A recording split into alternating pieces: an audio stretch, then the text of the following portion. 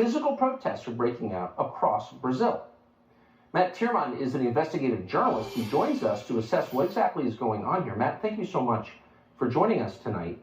So the Biden administration is admitting they had the CIA director try to bully the president of a sovereign country on the question of his own elections? How can that happen? Well, they don't even think it's a big deal. It's par for the course. In fact, Bernie Sanders was talking about it on Pod Save America, the lefty podcast of former Obama administration alum. And it was like, okay, this is great. This is what we should be doing. We need to secure, quote unquote, democracy our way. Now, Bernie Sanders was somebody who was rallying for decades against the CIA involvement in Latin America in the 70s. But everything's about politics for these people. And in addition to the CIA director, now they're talking about sending Jake Sullivan down there, the national security advisor, to make sure the transition is orderly. But the bigger deal, I think, is that they have had a see no evil, hear no evil mentality for the last 2 years as Bolsonaro followers, politicians aligned with him, journalists have been censored,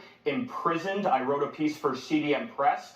And I listed some of these incarcerated journalists. Even a sitting politician, a sitting congressman, was placed under house arrest, and it's continuing right now. Carla Zambelli, an outspoken member of the lower house, the Chamber of Deputies, has been totally purged from social media by diktat of one man, the head of the Brazilian Supreme Court, who also oversees a subsidiary court, the Brazilian Electoral Court. There's no due process here. It is purely by diktat. And these people are losing their voices, and the Biden administration says nothing. Where is that not considered an irregularity electorally? Where's the Organization of American States, the EU, the State Department, the IRI, who monitors elections? They're silent. It's pretty obscene.